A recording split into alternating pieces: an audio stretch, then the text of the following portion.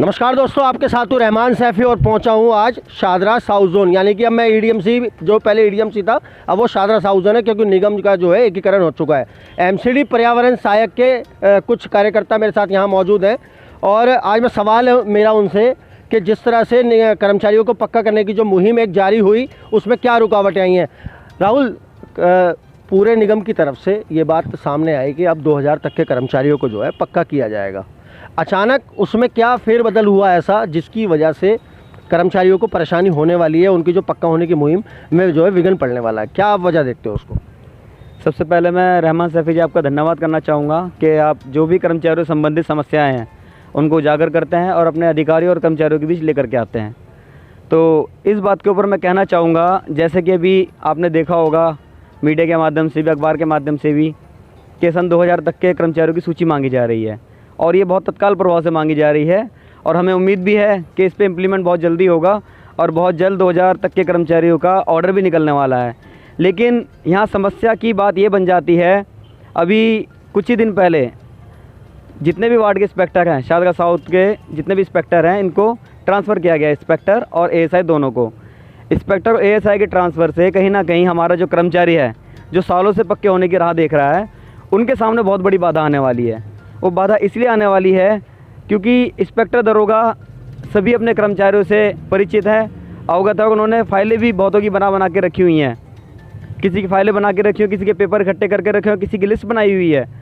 तो वो इंस्पेक्टर जब अलग वार्ड में जाएंगे तो उस वार्ड के लिए नए होंगे, वहाँ पे उनको काम सफ़र होगा कर्मचारियों का, और कर्मचारी भी सफ़र करेंगे इस चीज़ के लिए। तो बहुत बाधा है इस चीज़ के लिए। और मैं जितने भी हमारे निगम के अधिकारी हैं, चाहे हमारे एसी साहब हो, हमारे डी साहब हो, कमिश्नर साहब भी, सभी से मैं प्रार्थना करना चाहूँगा कि जब तक ये पक्के होने के ऑर्डर नहीं निकल जाते, आपके पास सूची पूरे तरीके से सूची नहीं पहुँच जाती कर्मचारियों की, इन जितने भी ट्रांसफ़र हैं इन पर रोक लगाई जाए। पुराने इंस्पेक्टर दरोगा जो हैं उनको उनका कार्यभार उसी वार्ड में संभालने दिया जाए, ताकि सारे कर्मचारी सूचीबद्ध तरीके से परमानेंट होने की सूची में शामिल हो सकें। ये समस्या का सामना है रहमान सैफ़ी जी, और इसके लिए हमने आपको जानकारी भी दी है। राहुल, एक सवाल और भी है।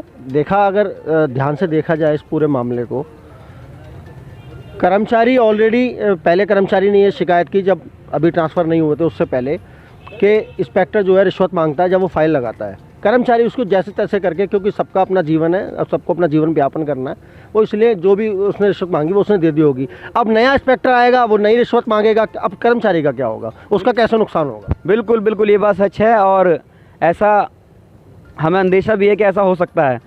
यही सब चीज़ देख करके हम आपके चैनल के माध्यम से ये बात अधिकारियों तक पहुंचाना चाहते हैं, जो इंस्पेक्टरों के ट्रांसफ़र भी हुए हैं इनको तत्काल प्रभाव से रोका जाए।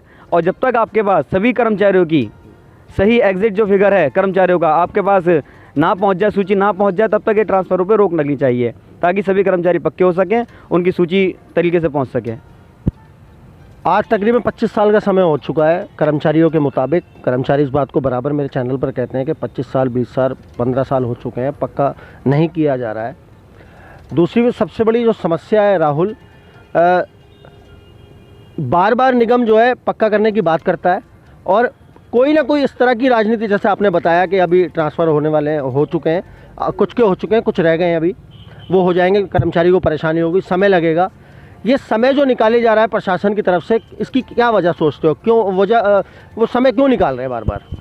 देखो, वजह बहुत सारी होती हैं और जैसा कि हमारे रास्ते में बहुत बड़ा पत्थर था एकीकरण का, वो अभी उसका सॉल्यूशन हुआ है जल्दी में। तीनों निगम एक हो चुके हैं।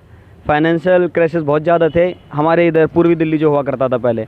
अब शायद हमें उम्मीद है कि एकीकरण के बाद जो हमारे फाइनेंस की व्यवस्था है, ये सुधार आएगा इसमें। और उसी का परिणाम ये भी है कि अभी 2000 तक के ऑर्डर आए हैं। ऑर्डर तो 2006 तक के आने चाहिए था हालांकि ये, पर 2000 तक के आए। इसमें भी काफ़ी हमारे कर्मचारी जो हैं, जो बहुत ही 25 सालों से 20 सालों सफ़र कर रहे हैं, उनका शायद अब भला हो जाएगा। और जैसा भी है, देखो, सभी यूनियन है, सभी सामाजिक संगठन, सभी अपने कार्य में लगातार आपके माध्यम से लगे हुए हैं, चैनल के माध्यम से, मीडिया के माध्यम से अपनी आवाज़ भी उठा गए लोग।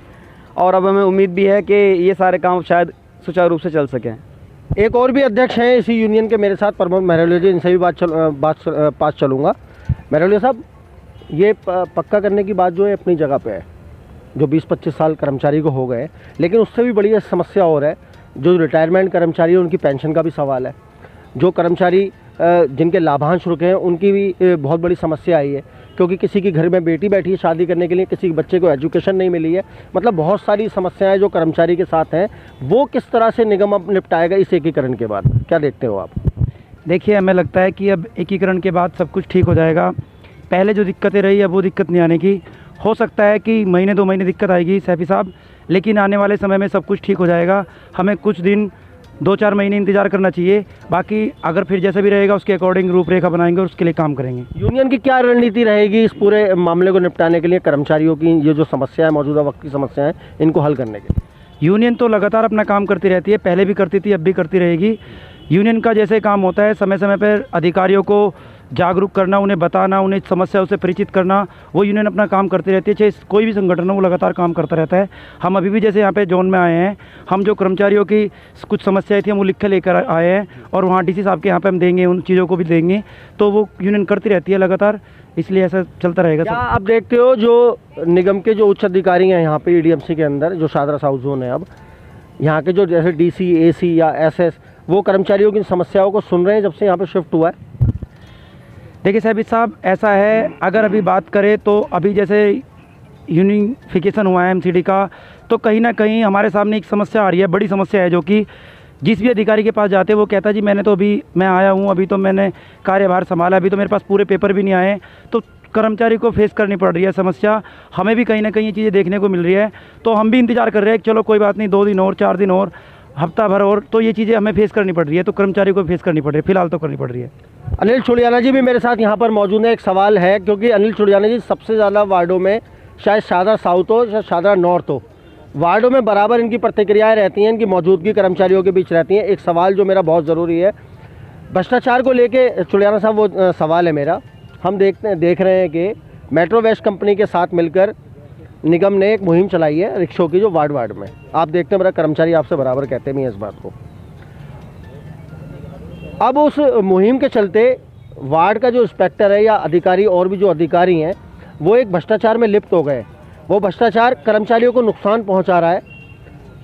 अब उसको निपटाने के लिए आपकी यूनियन किस तरह के कड़े कदम उठाएगी? जैसे रिक्शों की बात है, हमने 10 रिक्शे की हमने खबर भी चलाई थी और आपको भी उस बात का पूरा ज्ञान है, उसको आप किस नज़र से देखते हो यहाँ पे? बिल्कुल सही साहब जी, पहले तो मैं आपके साया न्यूज़ का धन्यवाद करना चाहूँगा। और जैसे कि जो भी आपने सवाल पूछा है कि मेट्रो वेस्ट के जो कर्मचारी है वो पहले लगातार बराबर अपनी बीटों पे बने रहे थे, जैसे कि हेल्पर भी थे, ड्राइवर भी थे, बराबर काम कर रहे थे। लेकिन अब कर क्या दिया है, मेट्रो वेस्ट जो है हमारे अधिकारियों से मिलकर, जो इंस्पेक्टर दरोगा है, कुछ मिली भगत से कुछ ऐसा सुनने में आ रहा है कि जो हेल्पर थे वो हटा दिए गए हैं, और जो रिक्शा थे, पहले 10 रिक्शे के लिए हमारे कर्मचारी लड़ाई लड़ते हैं आपस में, और जो मेट्रो के जो मतलब टिपर जो चल रहे हैं वो कर्मचारी खुद हमारे कर्मचारियों से झगड़ते हैं। 236 वार्ड का भी मामला हमारे सामने आया था, जिसमें हमारे वरिष्ठ उपाध्यक्ष भाई राकेश लीडर जी भी वहाँ पे मौजूद थे। तो वहाँ बड़ा झगड़ा, वाद विवाद हुआ, और शादरा साउथ जोन के अध्यक्ष हमारे खुद प्रमोद मेहरोले जी वहाँ पे थे, और वो इतना हठधर्मी दिखा रहा था, उनका जो सुपरवाइज़र है इतनी बदतमीजी कर रहा था। क्यों, मैं तो कह रहा हूँ उनके आला अधिकारी एक्शन क्यों नहीं लेते हैं? और जो बड़ा लेटर भी लगा रखा है हमारी यूनियन ने इस मामले को लेकर, सफाई आयोग में भी लेटर लगाया, दिल्ली सरकार को भी लगाया हमने, और जो मेट्रो वेस्ट का जो मैनेजर है, जो इसकी देख रेख में जो मामला चल रहा है, इन सबको हमने लेटर लगा रखा है। और बराबर हमने ये कह दिया कि अगर हमारे कर्मचारी किसी से बदतमीजी करी, यहाँ तक कि इनके कर्मचारी ये भी कहते हैं कि हमारा क्या बिगाड़ोगे, हम तो प्राइवेट कर्मचारी, आज यहाँ से छूट जाएंगे, कल फिर कहीं जाके लग जाएंगे, हमें डरने की ज़रूरत नहीं है, तुम डरो, तुम निगम के कर्मचारी, हम तुम्हारा कुछ भी कभी बिगाड़ के चले जाएंगे। इस तरह की धमकियाँ देते हैं। कई मामले हमारे सामने आए वार्डों से, तो ये सब समस्याएं सामने आ रही है। और सेपी साहब, एक मामला और कहना चाहूँगा, अभी हमारे दोनों साथी बोल रहे थे एकीकरण। मैं तो कह रहा हूँ एकीकरण का कुछ भी तो फ़ायदा नहीं हुआ, बिल्कुल वैसा का वैसा ही चल रहा। हमारी एक जो सैलरी ना पेंडिंग में चल रही है, क्यों चल रही है? वो मिलनी चाहिए। क्या उसका हमें नुकसान नहीं पहुंच रहा, सीधा निगम को फ़ायदा पहुंच रहा है। उसका जो ब्याज है, जो भी उसे मिल रहा हो, किसी भी कंपनी को, प्राइवेट कंपनी को, हमने सुना ये ब्याज पे देते हैं पैसा और उससे ब्याज कमाते हैं, तो कर्मचारी हमारा नुकसान में जा रहा है। क्या उसने उस महीने किसी से कर्ज लेके अपना घर का राशन नहीं भरा होगा? बहुत सारी समस्याएं हैं, और निगम ये सिर्फ दिखावा करता है कि भाई हम पक्के करेंगे। अभी ऐसे साहब हैं हमारे अजयपाल भाटी जी, उन्होंने एक वॉइस मैसेज छोड़ा, सभी ग्रुपों में गया, वो सभी में देखा, हमने भी सुना कि भाई 2003 तक की फाइल सभी एएसआई हमारे जो है सफाई निरीक्षक सुन ले, फाइलें तैयार करके फटाफट पहुंचाए, और जितने भी कर्मचारी पक्के होने की कगार में हैं 3 तक के कहा उन्होंने, और 2010 तक के डेथ केस वालों का कहा है, और लेफ्ट आउट भी, वो लेफ्ट आउट भी कह रहे, डेथ केस भी कह रहे हैं, जर्नल भी कह रहे हैं, और यहाँ से आदेश ये जारी हो रहे हैं कि भाई 2000 तक के कर्मचारी जो है उन्हें पक्का किया जाए, जबकि 2006 तक के ऑर्डर निकले हुए। क्या कर्मचारी इसी राह में इंतजार करता करता मर जाएगा क्या? अभी इनको फैसमेनर का मामला दे दिया कि फैसमेनर के हिसाब से, पॉलिसी के हिसाब से 2 साल का जो लेते हैं उसके हिसाब से इनको पक्का किया जाएगा, है ना। तो कर्मचारी तो 2 साल में, पहले 2010 में 2 साल के पक्के किए, फिर लटका दिया सभी को, अब 2 साल का कर देंगे, फिर 10 साल के लिए बात गई। ऐसे तो कर्मचारी भुखमरी कागार में चला जाएगा और मर जाएगा। बहुत सारे हमारे कच्चे कर्मचारी जो पक्के होने की कागार में राह देखते देखते बेचारे मर गए, और जो लोग ये कहते थे कि भाई हम पक्के हो जाएंगे, वो कच्चे रिटायर किए जा रहे हैं। मैं तो एक मांग और करना चाहूँगा आपके चैनल के माध्यम से कि जो निगम को ऐसी पॉलिसी तैयार करनी चाहिए, नई पॉलिसी तैयार करे, जो हमारा कर्मचारी 60 साल की एज में आ गया है, चाहे वो कच्चा है पक्का, उसके हिसाब से, सीनियरिटी के हिसाब से उसे रिटायर तो करो, लेकिन तत्काल प्रभाव से उसे बैक डेट से पक्का मानकर उसके सारे लाभांश देकर उसे रिटायर किया जाए। तो ये कहीं ना कहीं बहुत ही गंभीर वाली बात है, और चुड़ैया साहब ने बिल्कुल सही जानकारी दी है। कर्मचारी को इन समस्याओं का सामना जो है हर दिन करना पड़ रहा है, और अभी एक उम्मीद जगी थी, फिर से वो उम्मीद किस तरह से पानी में जा रही है वो अभी यहाँ पर आपने सुना। तो दोस्तों, मिलते हैं आपसे अगली खबर में। जब तक के लिए जय हिंद, जय भारत, जय संविधान।